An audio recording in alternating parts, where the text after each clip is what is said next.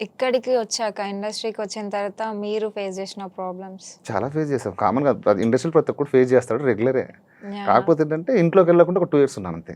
ఇక్కడే. ఇక్కడే. ఓకే. ఇంట్లోకి నాకసలు అప్పుడు ఫోన్ కూడా ఉండేది కాదు. రిలయన్స్ చిన్న ఫోన్ ఉండేది. Okay. Okay. Communication gap 2 years వచ్చింది. హుహుహు. ఎప్పుడైతే మనకంటూ మనం జనాలకు తెలుస్తుంది ఇప్పుడు రిలీజ్ ఈవెంట్ లీడ్ చేసేవాడిని. హ్మ్. ఎప్పుడైతే లైవ్‌లు చూస్తున్నారో అప్పుడు మెల్లగా వెళ్ళాం ఇంక ఊరికి.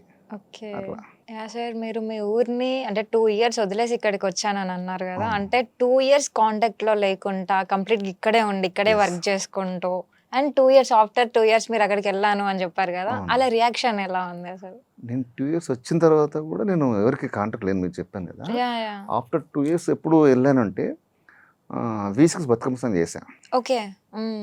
వి6 బతుకమ్మ సాంగ్ షూట్ జరిగేటప్పుడు ఏందంటే కొంతమంది అప్పుడు 'ధూమ్ ధామ్' గ్రూప్‌లని ఉండేవి ఐడియా ఉందా నీకు? యాహ్! అది సమ్‌వాట్. డప్పులు కొట్టేవాళ్ళు కొంత క్రౌడ్ కావాలి. అప్పుడు క్రౌడిష్ కావాలి కాబట్టి ఓకే. పిలిచినప్పుడు కొంతమంది మా ఏరియా నుంచి వచ్చిండ్రు. ఎక్కడ గట్కేసర్‌లో షూట్ అవుతుందది. హుహుహు. వచ్చినప్పుడు కొంతమంది నేను కొరియోగ్రాఫ్ చేస్తున్నాను. అంతమంది క్రౌడ్‌లో మనం అది మళ్ళీ వి6 సాంగ్ అంటే కొద్దిగా హడావిడి ఎక్కువుంటది. అవును.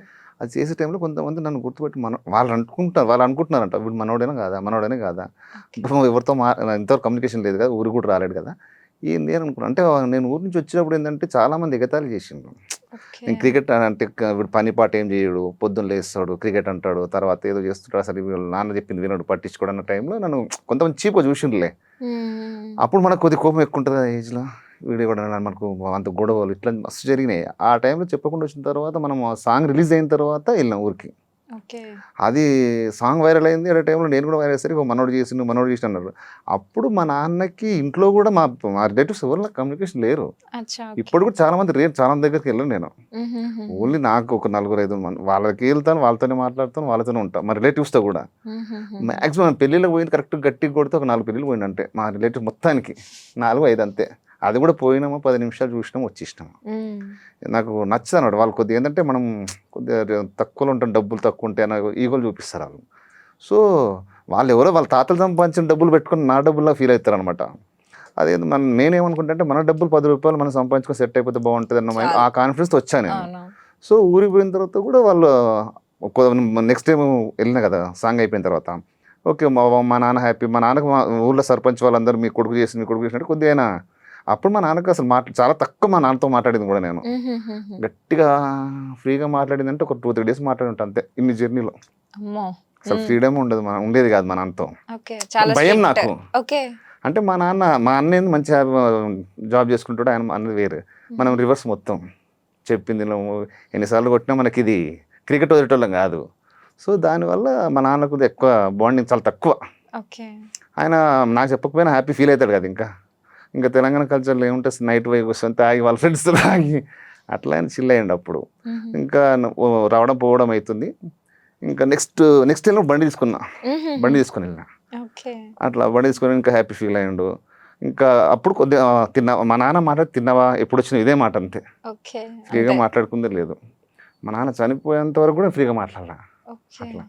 తర్వాత ఇంకేమైంది ఇక్కడ రీసెంట్ హైదరాబాద్‌లో చాలామంది అన్నారు నా మ్యారేజ్ 2017లో అయినప్పుడు నేను చేసుకున్న అమ్మాయి కూడా అమ్మ నాన్న లేరు. హుహుహు. సో, ఆ అమ్మాయిని పెళ్లి చేసుకున్న తర్వాత మా నాన్న వాళ్ళకి ఇష్టం లేకుండానే ఒప్పించి మరీ చేసుకున్నాను నేను. హుహు. సో, ఇప్పు అయిపోయిన తర్వాత రీసెంట్‌గా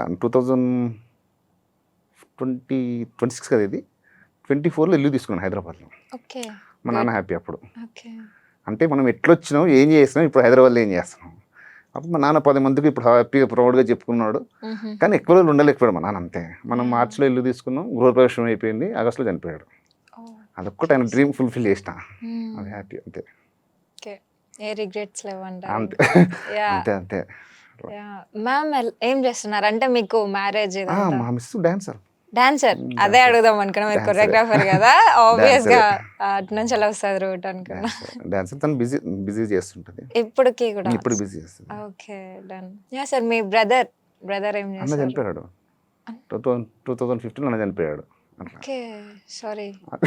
అట్లా అంతే నా లైఫ్ అంతా డిఫరెంట్‌గా ఉంటది అన్ని. అదే.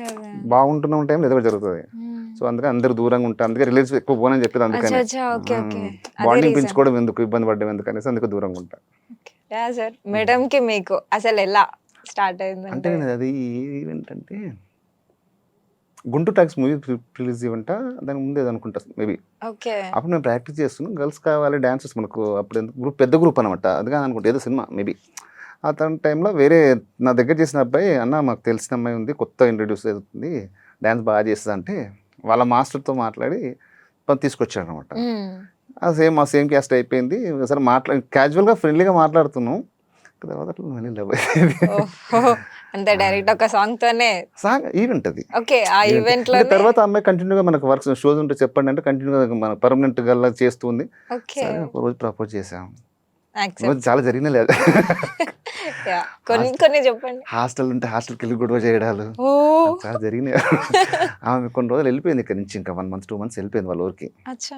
వెళ్ళిపోతే మళ్ళీ సర్లే మనం కూడా ఇక వద్దులే, మనం కూడా ఇబ్బంది పెట్టడం ఎందుకని నేను కూడా తగ్గిపోతే మళ్ళీ తనే వచ్చింది.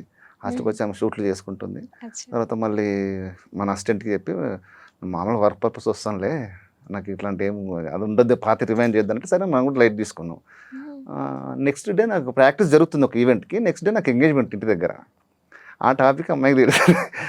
అట్లా రియలైజ్ అయ్యి మళ్ళీ అట్లా ఓకే. వాళ్ళ ఇంట్లో వాళ్ళ నాన్నమ్మ ఉంటుంది, వాళ్ళ చెల్లి ఉంటుంది.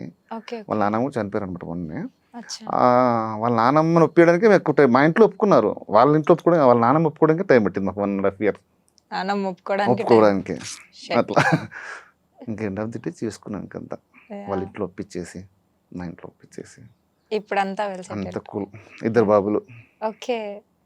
చోటా చోటా వాళ్ళు. Second class, okay. పెద్ద సెకండ్ క్లాస్, చిన్నోడు LKG. Nice sir.